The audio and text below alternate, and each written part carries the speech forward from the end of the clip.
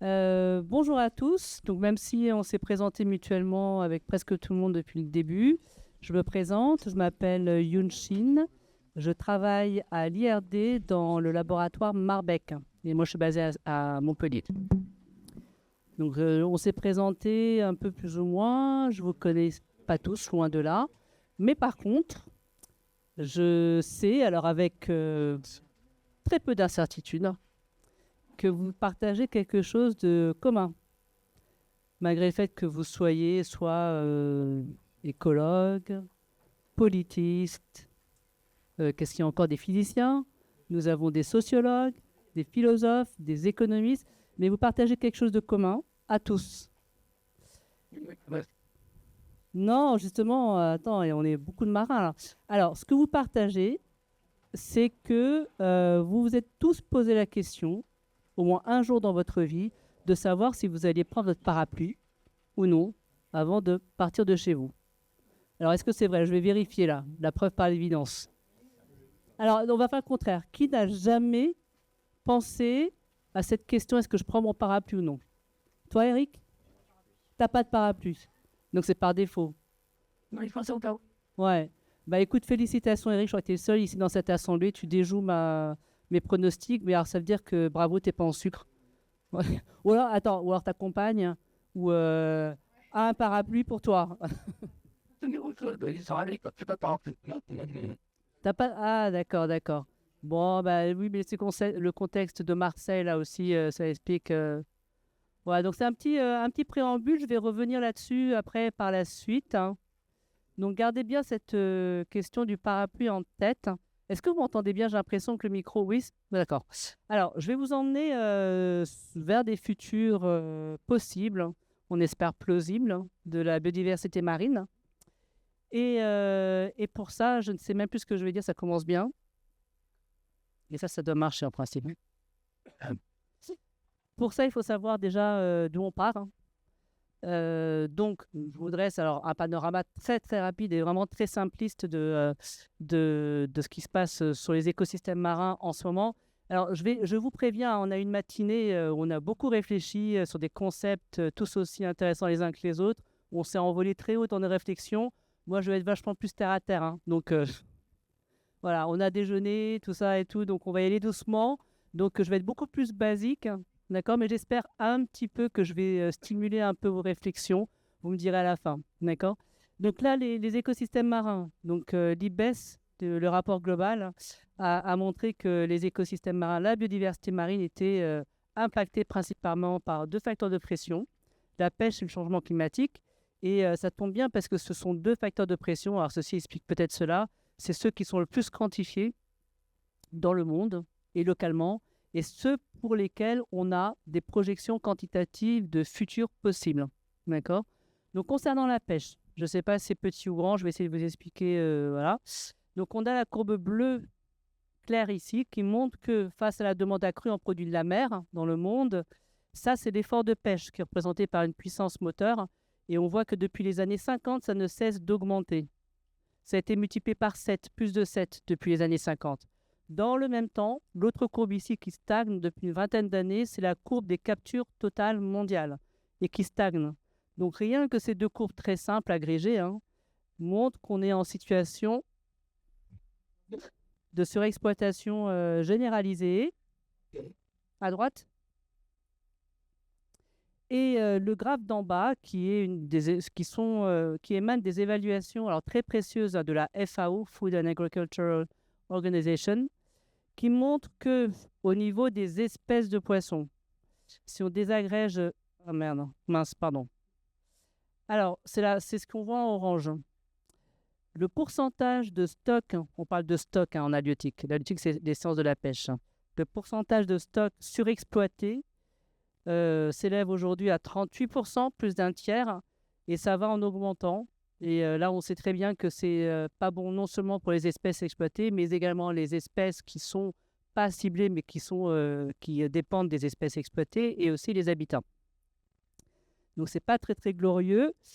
Dans le même temps, le changement climatique, on connaît tous cela, mais je rappelle quand même que dans la mer, c'est pas les mêmes impacts qu'on attend. C'est-à-dire qu'on ne parle pas que de réchauffement climatique, mais de quoi on se soucie en mer. C'est qu'il y a également, donc ça c'est la température de surface. Rouge, code rouge, ça veut dire scénario avec les plus fortes émissions de gaz à effet de serre. C'est le RCP 8.5. Alors, vous me dites, vous connaissez tout ça par cœur, hein, donc c'est pas la peine que... Non, RCP, ouais, alors c'est des scénarios climatiques, c'est Representative Concentration Pathways. Donc, ça représente en fait le taux de concentration enfin, c'est consécutif aux émissions de gaz à effet de serre. Donc là, en rouge, dans toutes ces courbes, c'est le pire des scénarios. D'accord? En bleu, c'est le plus durable. C'est le RCP 2.6.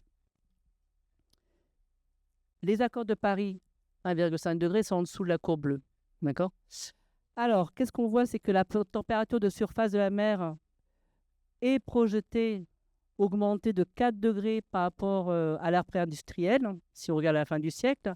On voit dans le même temps que ça, avec le taux de concentration de CO2 qui est absorbé par l'océan, on voit une acidification avec un pH qui descendrait à 0,3 unités à la fin du siècle. C'est la courbe rouge, encore une fois. Je parle que de la courbe rouge, hein. Ici, les vagues de chaleur qui sont si importantes pour la vie marine et notamment pour les récifs coralliens. Les vagues de chaleur sont censées décupler d'ici la fin du siècle. La teneur en oxygène est censée baisser de 5%. Et dans le même temps, ce qui intéresse aussi les populations humaines côtières, c'est qu'il y a une montée du niveau de la mer qui est estimée. Alors là, il y a beaucoup d'incertitudes, mais les estimations les plus raisonnables, ce n'est pas du tout les plus pessimistes, estiment qu'à la fin du siècle, on aurait une montée du niveau de la mer de 1 mètre.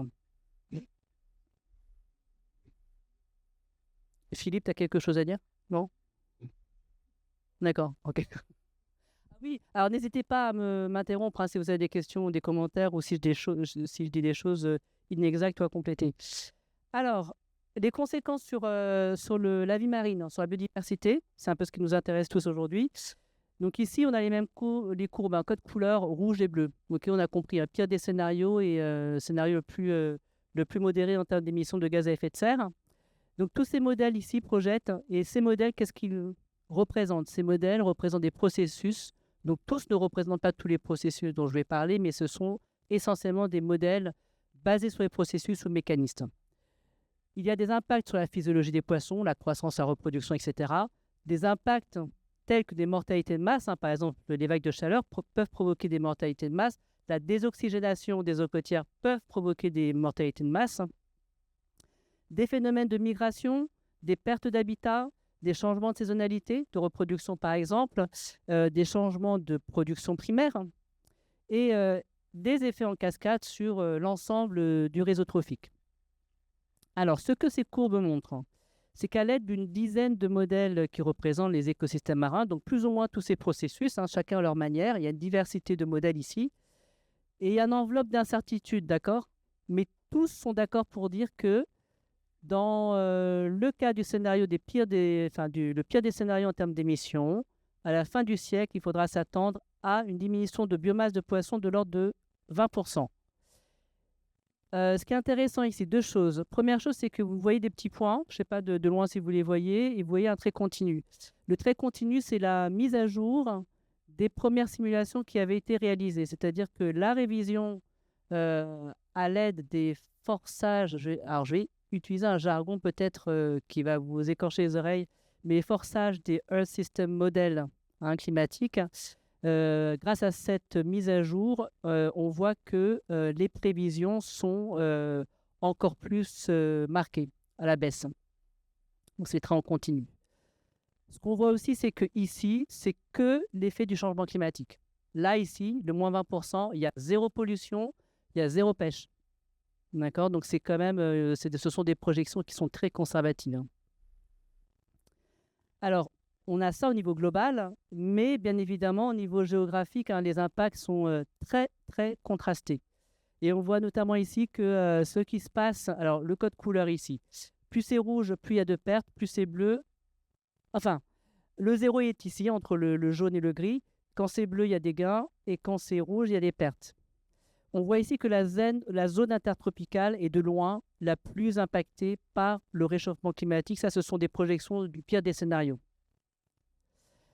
Alors, dans le même temps, on voit que si on regarde ce qui se passe au niveau de la pêche, donc rappelez-vous ça, zone intertropicale, hein, c'est que, tiens, il n'y a pas d'animation, c'est pas grave. Alors, il y a beaucoup d'informations sur cette carte qui a été produite par la FAO, d'accord? Sur cette carte, concentrez-vous sur les points jaunes. Les points jaunes, on voit que ce sont les pays qui dépendent le plus des ressources marines, donc du poisson, comme source de protéines. D'accord? Tous les points jaunes. Et on voit que ces pays correspondent justement à la zone intertropicale. Donc la zone qui est le plus impactée, qui est la plus impactée par le changement climatique en termes de biodiversité.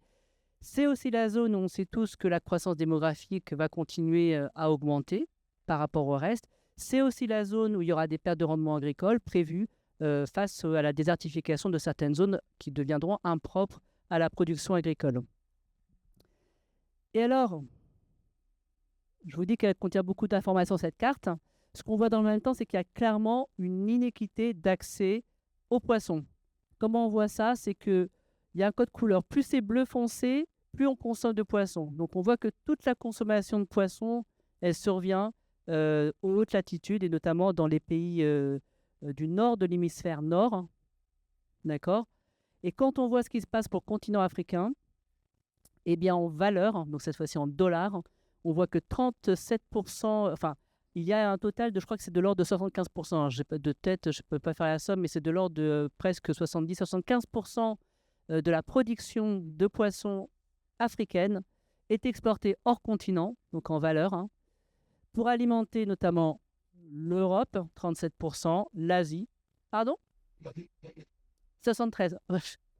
Oui, c'est vrai que Jean-Michel demandait du tout les chiffres, voilà. Et donc voilà, donc ça, c'est la situation aujourd'hui qui soulève vraiment la question, cette question cruciale d'inéquité d'accès à la ressource. Sachant que ces chiffres-là, ils ne tiennent pas compte de toutes les pêches. Il y a des accords, hein, bien sûr, de pêche dans les ZEE africaines. Ça ne tient pas compte des pêches européennes, chinoises, japonaises, russes, coréennes, dans les ZEE africaines. Voilà la situation actuelle. Donc face à ça, qu'est-ce qu'on fait quand on essaie de se projeter dans le futur? On part de cette situation qui est quand même assez marquée. Alors, là, bon, c'est un petit jingle, un petit pause. Oui? Donc, quand tu dis la production africaine, c'est le stock qu'on trouve sur les côtes africaines, c'est ça? C'est ce qui est déclaré en fait en termes de soit capture, débarquement de pêche, mais je pense que dans ces chiffres-là, il faudrait que je vérifie. Il y a aussi la production des fermes aquacoles, enfin la production de l'aquaculture. Ouais, ok. D'accord? Mais par exemple, les bateaux industriels qui pêchent dans les ZEE africaines sous pavillon européen, etc., eux ne déclarent pas, ça ne rentre pas dans ce pool-là. Non.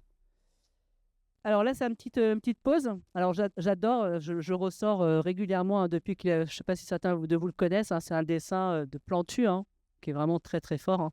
Et là, pourquoi j'aime ce cartoon, hein.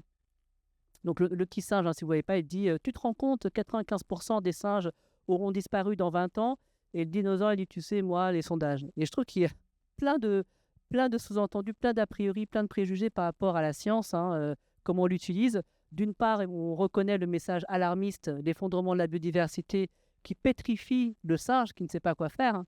Et de l'autre côté, ceux qui ont le plus à craindre de cet effondrement de la biodiversité, eh bien, soit ils ne sont pas du tout touchés par le message, soit, et surtout c'est cela que je veux insister, c'est, tu sais, moi, les sondages. C'est-à-dire que la science comme un système de croyance ou d'opinion, alors que justement on se bat pour développer, pour construire un système de faits, d'évidence. Et voilà, donc c'est un peu des fois la situation dans laquelle nous, en tant que scientifiques, on est confrontés face quand on essaie de transmettre des messages scientifiques à des publics différents. Voilà, alors que faire par rapport à ça, par rapport à la situation du présent? Donc les scénarios.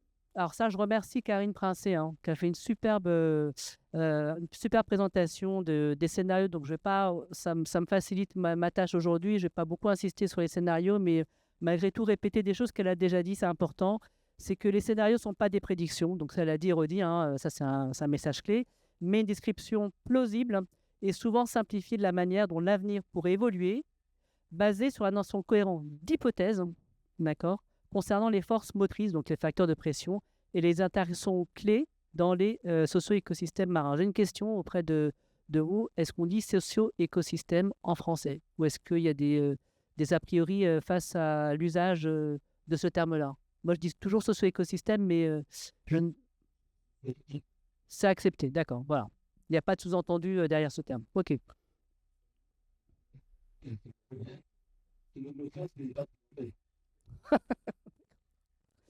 Alors, de son côté, l'IBES, et je pense qu'on est un peu tous d'accord là-dessus, et Karine Princé l'a rappelé aussi, les scénarios sont des outils précieux, puissants, c'est son terme, hein, pour orienter les politiques stratégiques. Et là, on pense plutôt des politiques stratégiques à long terme, hein, les objectifs, par exemple, de la CBD dans le plan biodiversité.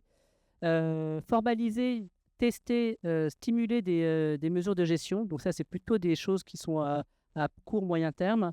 Sensibiliser les publics aux menaces futures. Et alors ça, c'est important également, c'est concilier des points de vue divergents sur le présent. On arrive toujours mieux à s'accorder sur les objectifs qu'on veut à long terme. Et ça, c'est expérimenté, c'est éprouvé là empiriquement par notre équipe, que des points de vue très divergents et très conflictuels sur le présent peuvent prendre un pas de côté, un peu de recul par rapport, quand on parle du futur. Mais nous rappelle l'IBES dans son rapport thématique sur les scénarios modèles en 2016. Hein, il y a beaucoup de matériel là-dedans sur les scénarios, même si ça date d'il y a presque 10 ans. C'est un rapport que je trouve très intéressant. Mais donc, ces scénarios doivent être appliqués avec précaution en tenant compte des incertitudes associées aux projections basées sur les modèles. Alors, quand on parle d'incertitude, quand on parle de scénario, modèle et prise de décision, l'incertitude intervient. J'ai aucune animation sur mes transparents. C'est normal? D'accord. Ah, d'accord. Bon, ok. Bon, bah, vous êtes obligé d'ingurgiter tout ça d'un coup.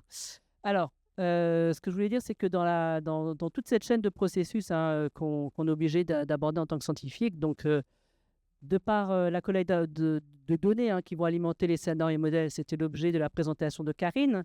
Donc, on a des incertitudes sur les données en entrée, on a des incertitudes sur les modèles, leur structure, qui reflètent des hypothèses fortes qu'on fait sur le fonctionnement des écosystèmes.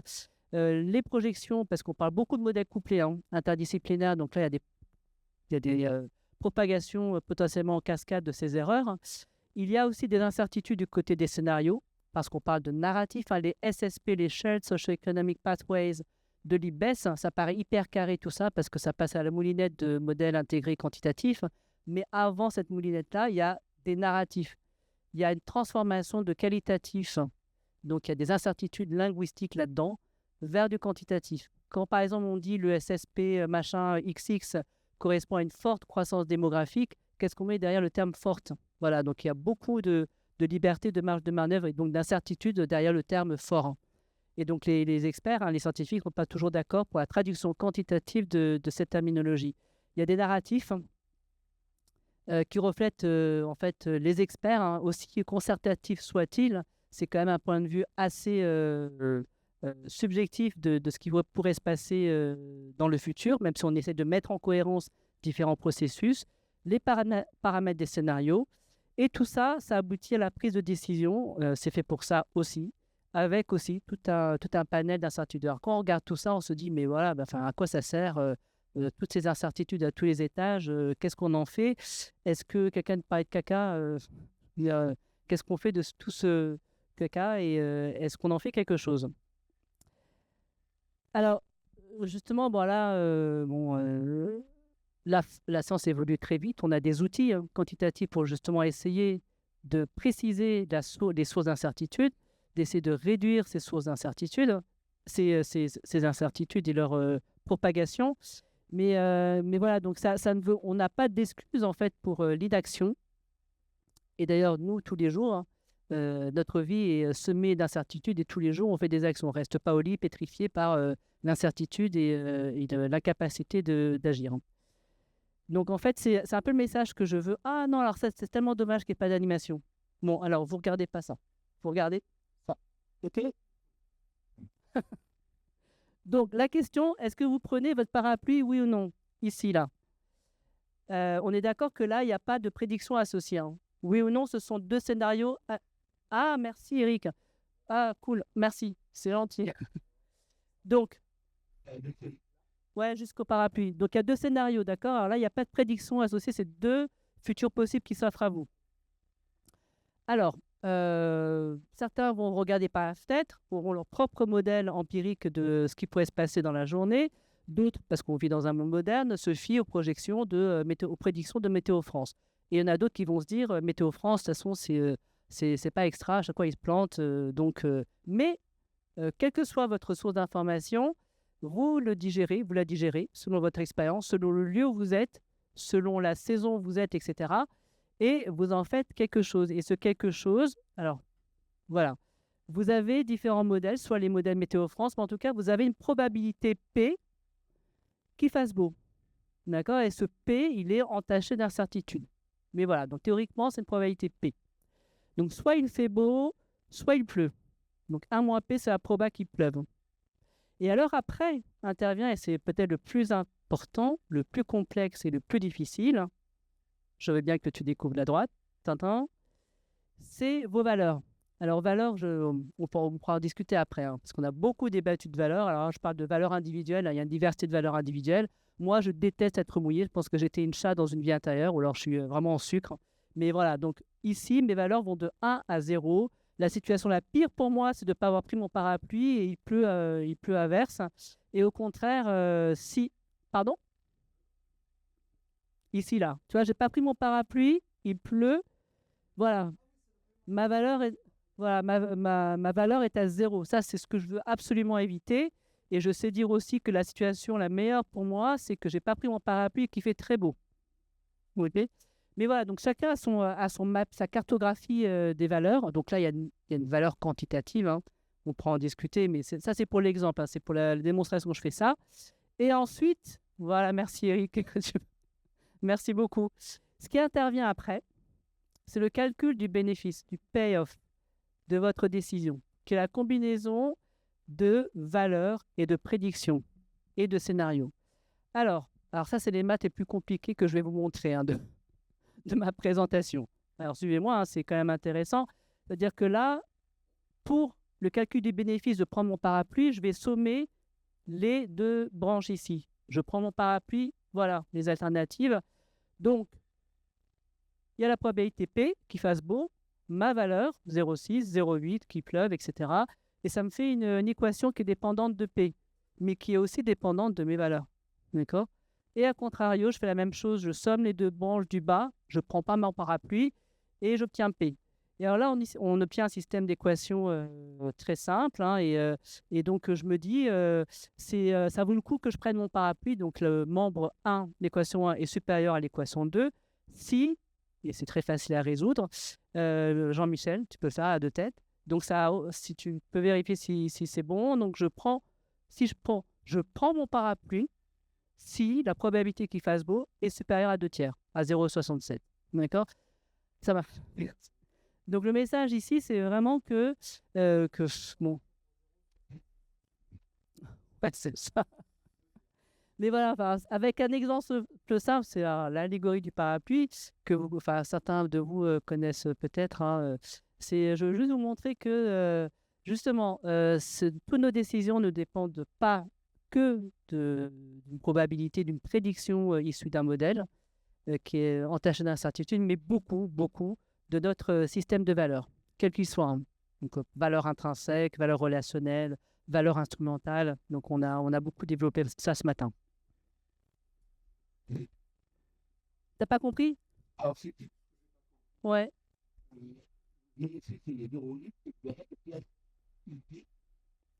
dans la probabilité à l'escalier, et le 0,6, c'est un coefficient, c'est ça? C'est ma valeur. Et la valeur de ta situation, pourquoi? C'est savoir si on est content ou non, c'est ça?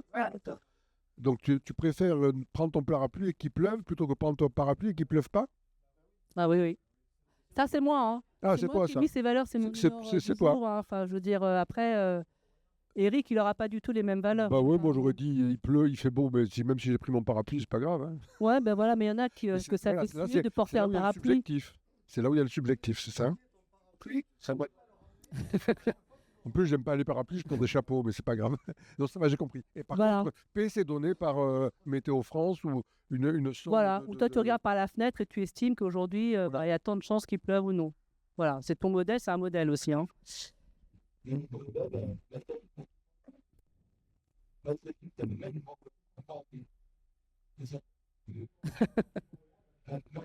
Bon, bah, bon, en tout cas, vous pouvez vous amuser. Hein, pour après, je ramasse les copies et je vais regarder votre.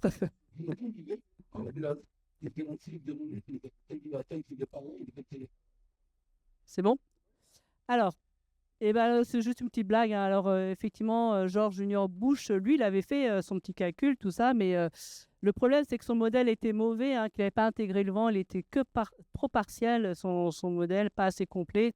Et donc, là, vous voyez, ouais, voilà, donc on voit Poutine ici, hein, qui n'en pense pas moins. Alors, c'est pas l'effet papillon, mais c'est l'effet parapluie, qui on ne sait pas si aujourd'hui les conséquences qu'on connaît ont germé à ce moment-là, mais en tout cas, en plus, il est mouillé, hein, il a pris son parapluie, mais il est trempé du coup, hein, et puis il est ridicule. Enfin bon, bref. C'est tout ça pour dire que quand même, la qualité des modèles importe, hein, et la qualité des valeurs, effectivement, qu'on remet. Donc là, tout ce schéma-là du parapluie, on parle de scénario. Donc Karine Princé en a beaucoup parlé, donc je vais moins en parler aujourd'hui. Il y a les modèles, hein, qu'on développe et le système de valeurs. Hein. Et donc, les trois composantes sont importantes pour prendre des décisions.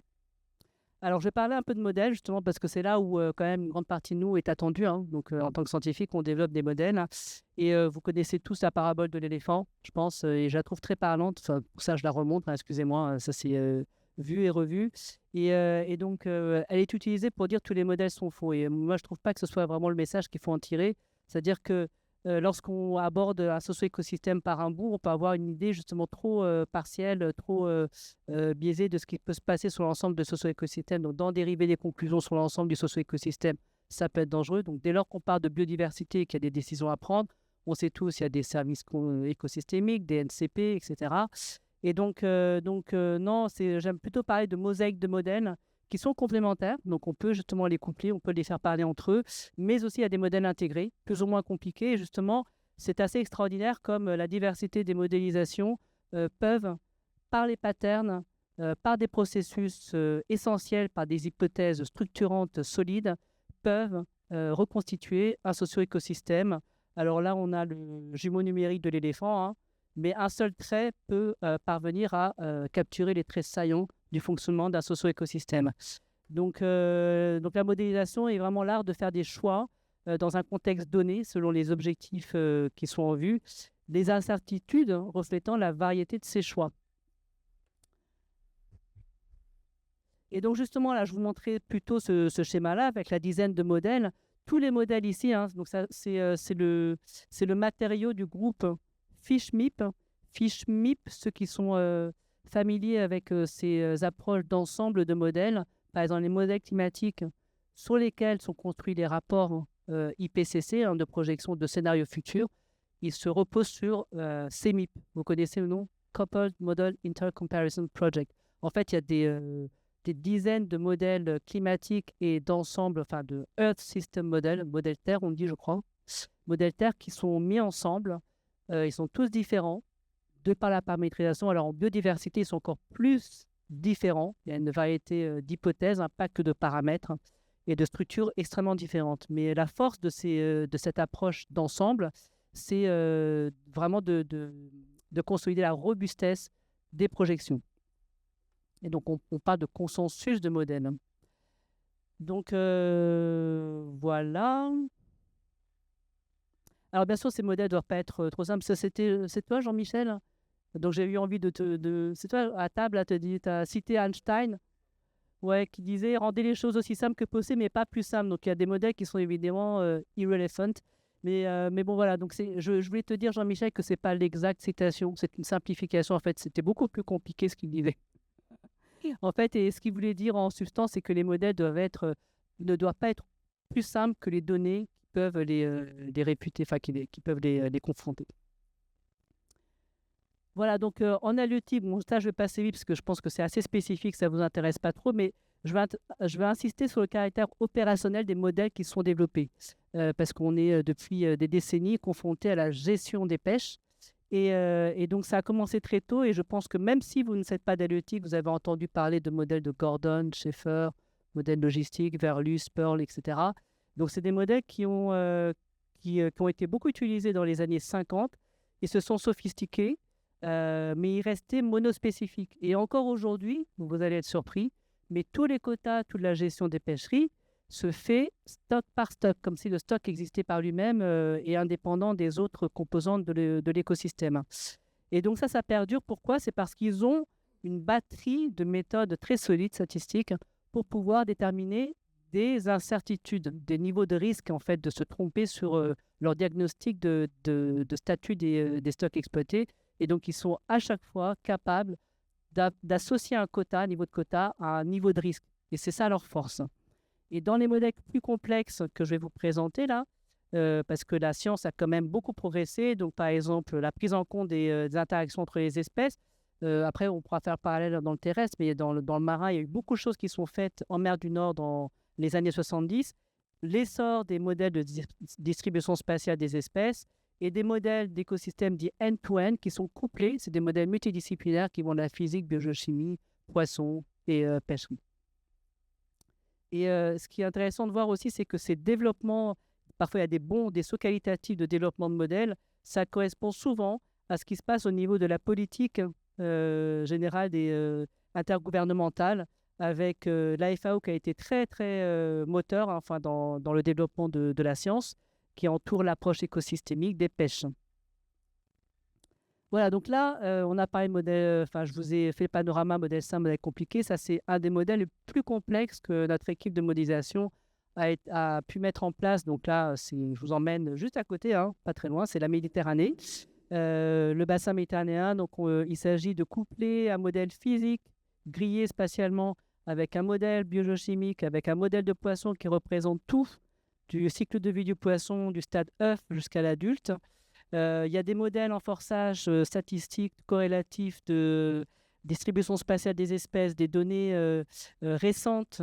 On a maintenant accès à des données radar qui permettent de localiser justement les bateaux de pêche, mais pas seulement les bateaux industriels, ce qu'on savait faire très bien jusqu'à maintenant, mais aussi les bateaux de plus petite taille, des bateaux de pêche artisanale. Et quand on sait qu'en Méditerranée, c'est 80% de la flotte de pêche, c'était très important. Et surtout qu'il y avait un déficit énorme, un grand trou de données sur la Méditerranée sud.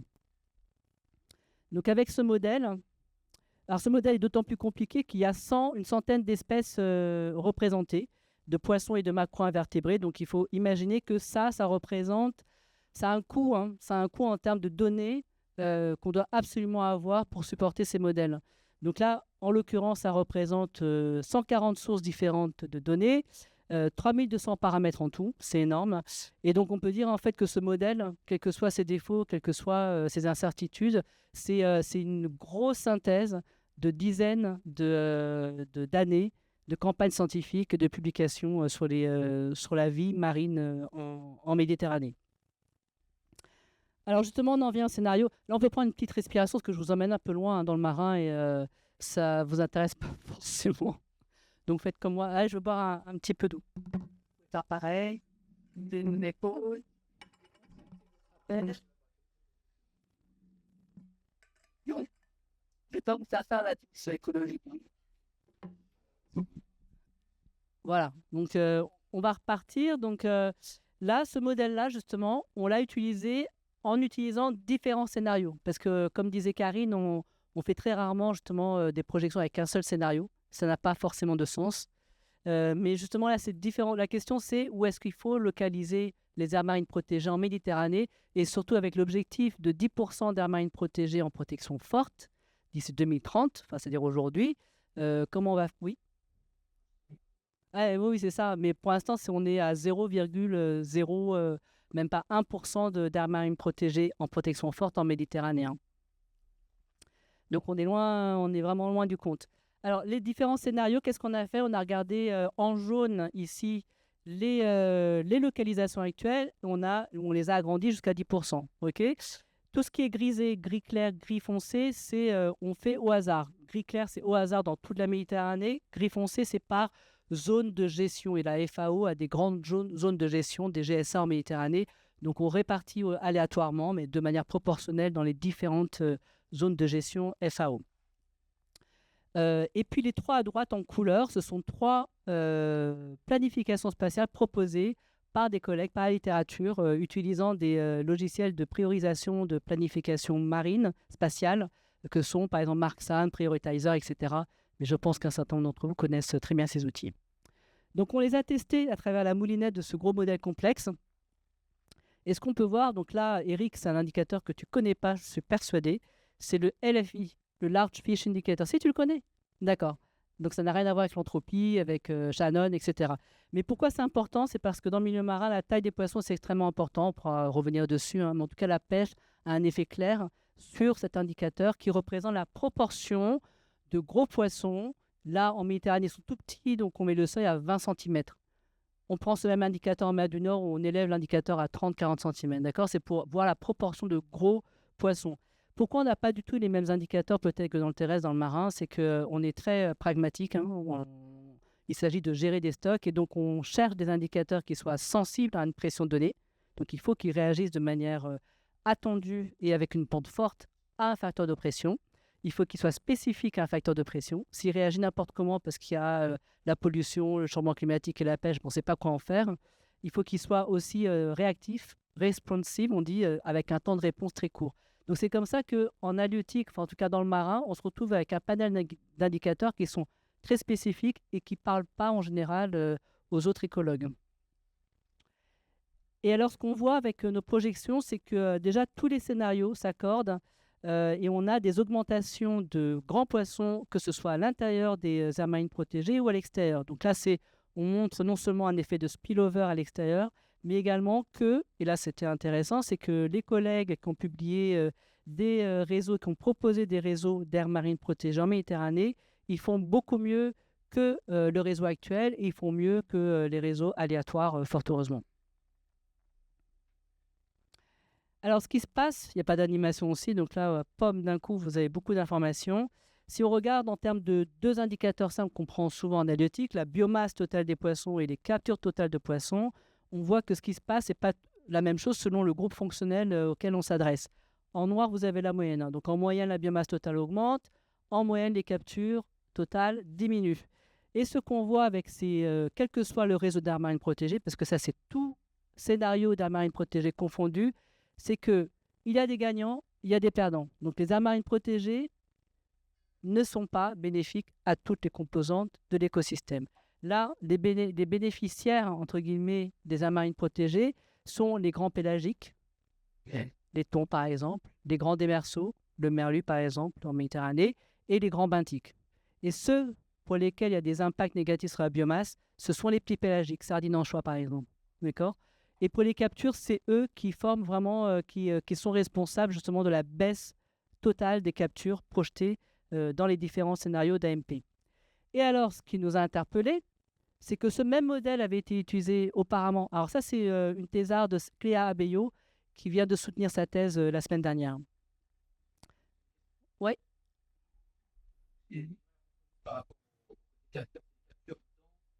Non, là, c'est tout sur tout le bassin méditerranéen. Et oui, excusez-moi, en plus, vous ne voyez rien, mais l'axe des X, c'est la couverture des aires marines protégées. Je fais mal mon boulot. Donc, de 0 à 30%. Et là, c'est les biomasses. Et là, c'est les captures, surtout la Méditerranée. Et alors, ce qui est intéressant, c'est qu'on s'est rappelé qu'un autre thésard qui avait travaillé sur les effets du changement climatique avec le même modèle avait trouvé, alors le contraire, je m'explique. Ça, c'est seulement le scénario le pire, hein, les plus grosses émissions de gaz à effet de serre. Hein. Il avait montré que déjà, il y avait un très fort contraste ouest-est au niveau méditerranéen, donc effet positif sur l'est méditerranéen, quelque chose qui était inattendu. Mais si vous êtes intéressé à savoir pourquoi, je peux vous expliquer. Et des baisses au niveau du bassin méditerranéen ouest, donc ici, là, au niveau du golfe du Lion, des baisses partout. Et au contraire, les perdants, ce sont les grandes espèces, et les gagnants, ce sont les petites espèces. Et donc, on s'est dit, on va faire les deux, on va faire MPA, enfin aire marine protégée et changement climatique. Et seule la mise en concert dans un modèle permet de répondre à ce genre de questions délicates. Et justement, alors on revient sur ce Large Fish Indicator, LFI. Alors ici en bleu, c'est ce qui se passe actuellement sans changement climatique. En X, vous avez les aires marines protégées de 0 à 10%. En rouge, c'est avec le changement climatique. Et ce qu'on voit, c'est que, juste ça, c'est que certains scénarios arrivent au niveau de départ, c'est-à-dire arrivent à compenser, à atténuer les impacts négatifs du changement climatique sur les grands pélagiques, les grands démersaux, etc. Donc le message, c'est juste ça. C'est-à-dire qu'il y a des trajectoires possibles, il y a des réseaux d'aires marines protégées possibles, et on s'arrête à 10%, qui peuvent permettre d'atténuer la perte de biomasse des grands pélagiques, des grands démersaux. Est-ce qu'il y a une contrainte spatiale là, dans l'allocation, ou c'est juste en termes de proportion d'aires marines protégées, ou est-ce qu'il y a une question de où est-ce qu'elles sont placées, etc. Ben justement, là, il y a différents scénarios. C'est pour ça que je disais que c'est très dangereux à chaque fois d'utiliser qu'un seul scénario. Ça, c'est l'ensemble des scénarios qui... là, l'enveloppe avec l'intervalle de confiance, c'est tous les scénarios random. Et là, c'est les scénarios qui sont publiés dans la littérature. Hein. Mais du coup, ça considère pas... Enfin, il n'y a pas de contrainte de s'assurer qu'elles sont placées au bon endroit. Parce que... S'ils sont tous différents, c'est-à-dire qu'il y en a certains qui sont issus d'outils de planification spatiale, avec par exemple la protection d'espèces vulnérables ou des grands mammifères, etc. Il y a des aires protégées qui sont, là c'est le réseau actuel, juste par contiguïté qu'on a grandi à 10%, d'accord. Et voilà, donc c'est les mêmes réseaux sans changement climatique et avec changement climatique. Et les projections, là, elles sont... qu'est-ce qu'il y a pour le marin, là? C'est juste la température? Enfin, c'est juste les scénarios climatiques, les externalités de scénarios climatiques, ou il y a une intégration des dynamiques spatio-temporelles aussi? Alors, il y a une intégration des dynamiques spatio-temporelles à différents niveaux. Déjà, le changement climatique va agir sur la production primaire, secondaire, etc. Donc là, c'est des effets trophiques qui vont se répercuter. Il y a aussi des effets sur la distribution spatiale des poissons. Ouais. Là, dans ce modèle-là, on a une version qui est plus compliquée encore que ce que je vous ai montré, où il y a une composante bioénergétique et une composante évolutionnaire. Donc là, c'est ce qu'on essaie de voir, mais ce n'est pas encore prêt. Mais voilà, déjà, c'est assez complexe là. Le changement climatique, deux voies, la distribution spatiale des poissons et la production primaire qui se répercute sur le reste du réseau trophique. Oui. Donc, c'est que quand on prend le cortège d'espèces, on défavorise les espèces et on favorise les grandes, le LFI va augmenter mécaniquement. Même si on augmente la pression, aucun effet. Oui, le LFI qui mesure, pas qui mesure, mais qui indique la pression de pêche, il n'est pas stable si on change les cortèges d'espèces. C'est-à-dire si on a un scénario dans lequel on défavorise les petites espèces et qu'on favorise les grandes, le LFI va augmenter mécaniquement, même si on augmente la pression de pêche. Oui, complètement. Voilà. Et comment est-ce qu'on s'en sort? Alors, on s'en sort déjà, le LFI, c'est toute espèce confondue. Hein. Donc, c'est-à-dire que même les grandes espèces, leurs stades qui sont supérieurs à 20 cm sont comptés dedans. Et dans les petites espèces, elles sont comptées aussi parce que c'est les plus grandes des petites espèces qui sont dans ce ratio-là. Donc là, la force de cet indicateur, c'est que c'est que les grands poissons, quelle que soit l'espèce. Donc là, il y a quand même toutes les espèces représentées. Et le seuil est abaissé à 20 cm parce qu'on est en Méditerranée, mais justement pour avoir cette dimension multispécifique. Hein.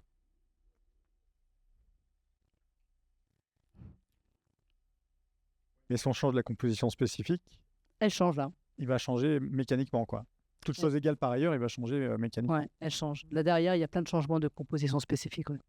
Et justement, cet indicateur est assez robuste au changement de composition spécifique, mais pas tout le temps, hein, bien sûr. OK. Alors, merci de m'avoir suivi jusque-là, hein, parce que là, c'est très spécifique aux marins. Et alors, la question, c'est de savoir avec ces projections, donc ce genre de projection que vous avez, changement climatique, aire marine protégée à grande échelle, et encore là, c'est la Méditerranée, mais souvent, dans les journaux, dans les high impact journal les journaux à fort impact, on voit ce genre de projection à grande échelle. Mais le lien avec la décision est très ténu. En fait, ces projections-là ne servent pas directement à la décision. Et finalement, elles alertent sur des grands patterns. Elles aident à définir des grands objectifs globaux sur la conservation de la biodiversité, par exemple. Mais finalement, elles parlent très, très peu aux personnes qui sont directement concernées par ces pressions. C'est-à-dire que là où sont déclinées les mesures de gestion très spécifiques, qui sont territoriales, locales, etc., là où les personnes sont le plus impactées par ces mesures de gestion des pêches ou par le changement climatique, par les vagues de chaleur, là où les communautés locales doivent s'adapter, on voit très peu ce genre de projection.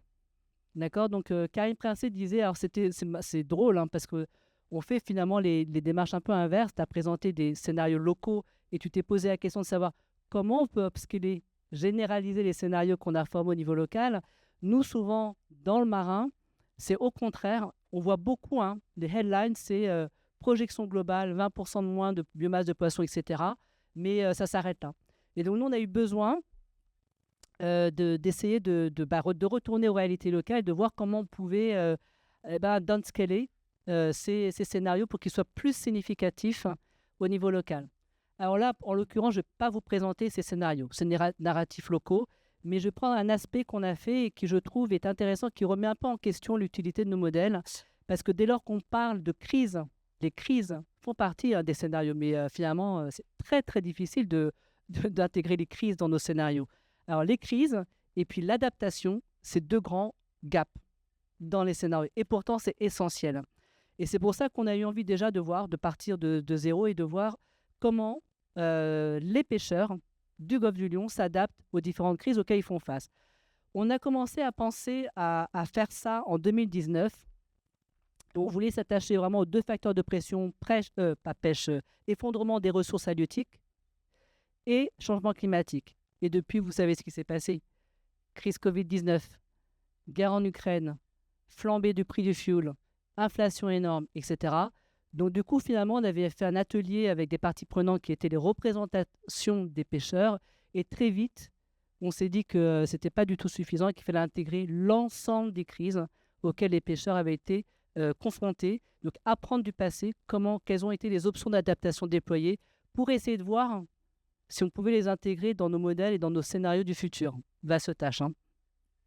Pour l'instant, on ne sait pas faire. Hein. Donc du coup, et puis il y a donc les petits logos, voilà, c'est changement climatique, effondrement de la ressource, inflation, prix du pétrole, Covid-19. Et là, ici, c'est une sixième crise qu'on n'avait pas du tout envisagée, mais ils l'ont représentée comme crise. C'est tout ce qui arrive de l'Europe. Les mesures de pêche, la législation, etc. Eux, en fait, la réglementation et puis les mesures de gestion, ils le vivent comme une crise. Voilà. Il faut dire qu'il se passe beaucoup de choses en Méditerranée en ce moment. Beaucoup de choses. Vous avez entendu parler de déchalutisation, du plan WestMed. C'est assez drastique ce qui se passe et on comprend que ça peut être vécu comme une crise. Donc on a fait, alors quand je dis on, il y avait donc Adrien Chevalier qui est en postdoctorat chez nous, Ignacio Pita qui était en thèse chez nous et Cléa Abello. Donc on a conduit des entretiens semi-dirigés vers les pêcheurs. Et donc voilà, donc ils nous ont parlé des différentes crises et des impacts que ça leur a procuré. Donc là, je rappelle, hein, pétrole, inflation, Covid, gestion, effondrement de la ressource et changement climatique. Quand c'est rouge, c'est très négatif. C'est des impacts très négatifs et quand c'est bleu, ce sont des impacts positifs. Alors déjà, ce qu'on peut voir juste en regardant les couleurs, c'est que toutes les crises n'ont pas été toutes négatives pour tous les pêcheurs. Par exemple, ici, on voit que pour le Covid-19, eh bien, finalement, il y a eu 25% des pêcheurs pour lesquels cette crise-là était positive. Par contre, de manière indifférenciée, un pétrole et inflation, là, pour le coup, tout a été négatif et parfois très fortement. Oui? Négatif, c'est quoi la norme? Ah oui, non, mais alors, bonne question. Alors, chacun avait son vocabulaire. Hein. Donc là, c'est-à-dire que positive ou négative, c'est par rapport à l'activité de pêche. Ah, c'est par rapport à l'activité de pêche.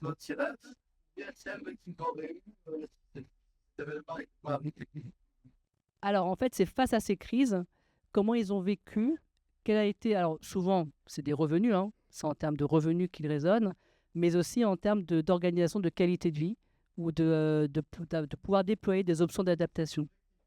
C'est subjectif, c'est ça, c'est des résultats de chaque entretien semi-dirigé. Donc, ce n'était pas un QCM déjà, ce n'était pas des échelles de Likert ou quoi que ce soit, c'était vraiment des entretiens semi-dirigés, donc il y a beaucoup d'informations qualitatives, et donc c'est à travers leurs réponses qu'ils ont pu nous dire si c'était globalement des impacts négatifs ou positifs sur leur activité de pêche. Pour eux.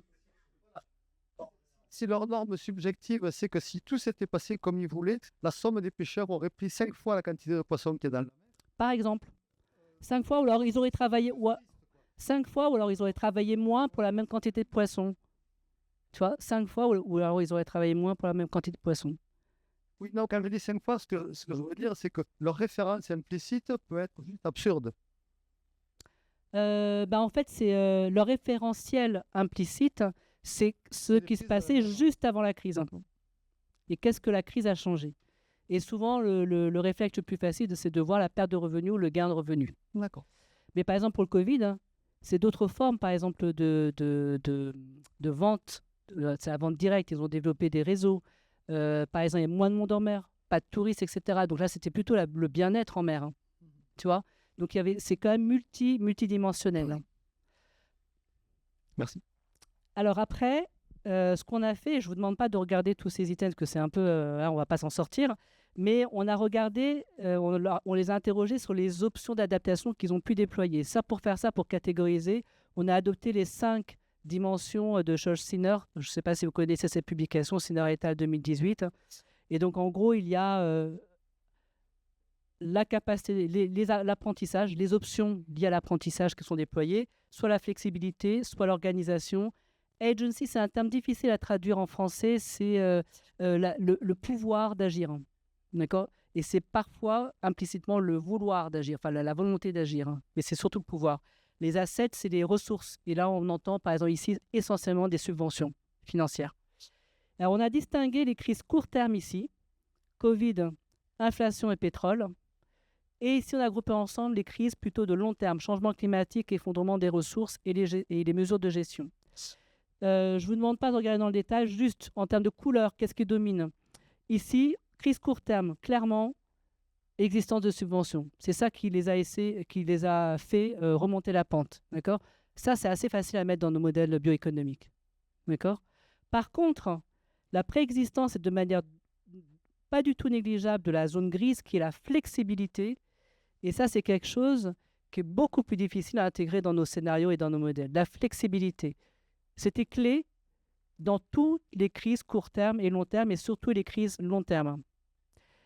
Et dernier élément que je voulais noter, et ça a été un vrai message pour nous, c'est que dans les crises long terme, ce qui mobilise beaucoup, c'est leur apprentissage. Alors, apprentissage, ça dépend des pêcheurs. C'est vraiment tout.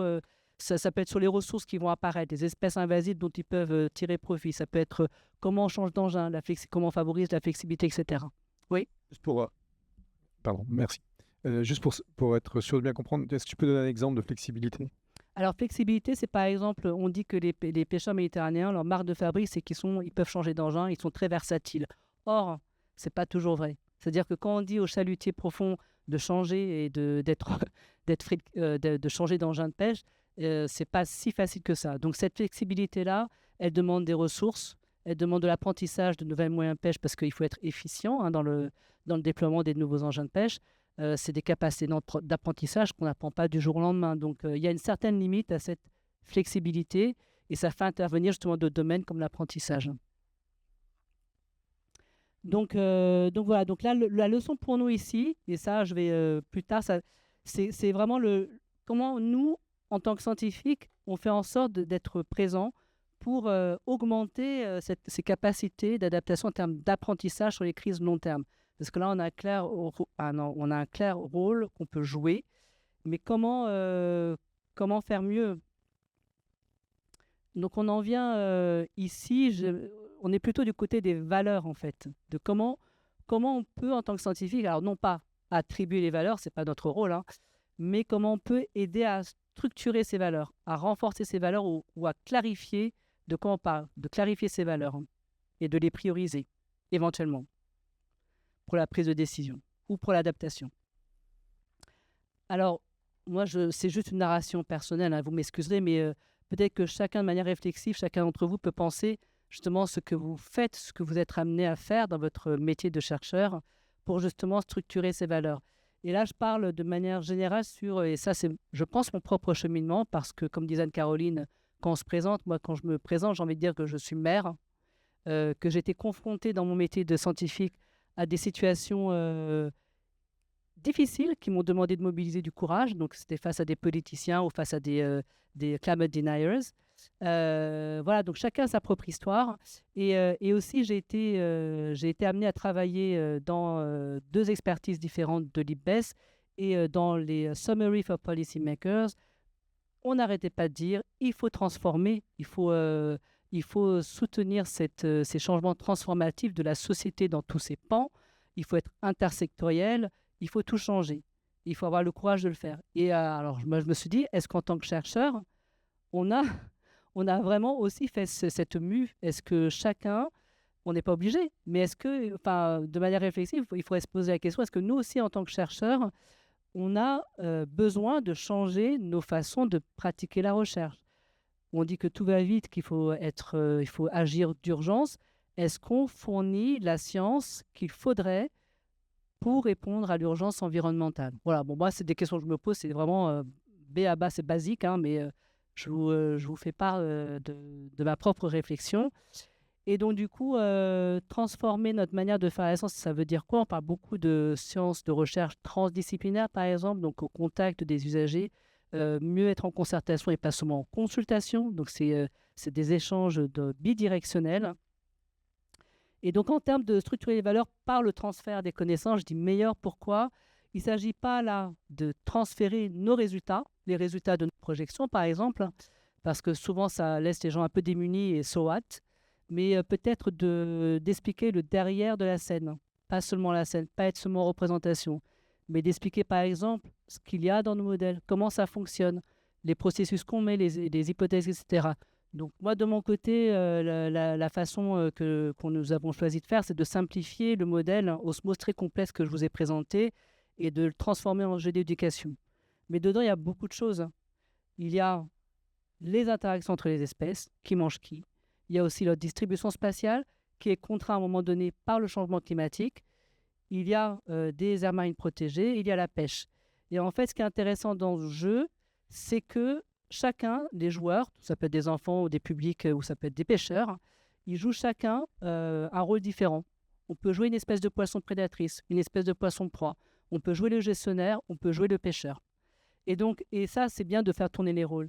Et l'objectif, c'est pas seulement de faire comprendre le fonctionnement des socio-écosystèmes et comment on peut parvenir à une gestion durable, mais c'est aussi de développer implicitement une forme d'empathie.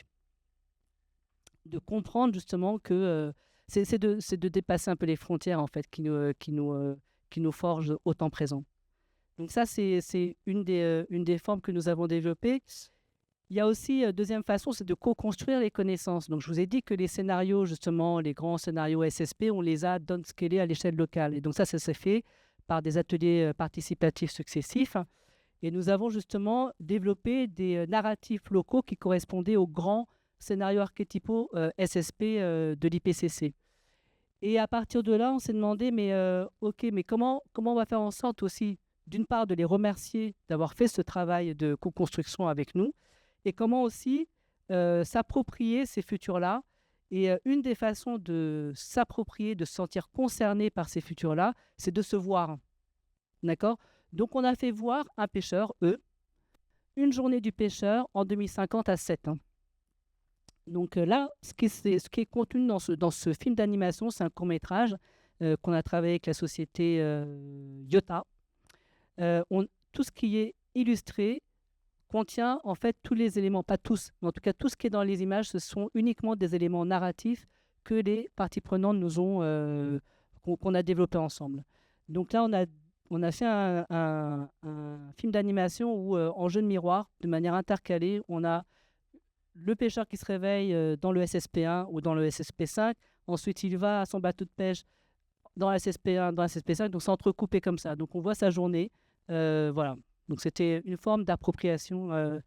Ils étaient contents, en fait, de se voir dans ce film. Hein.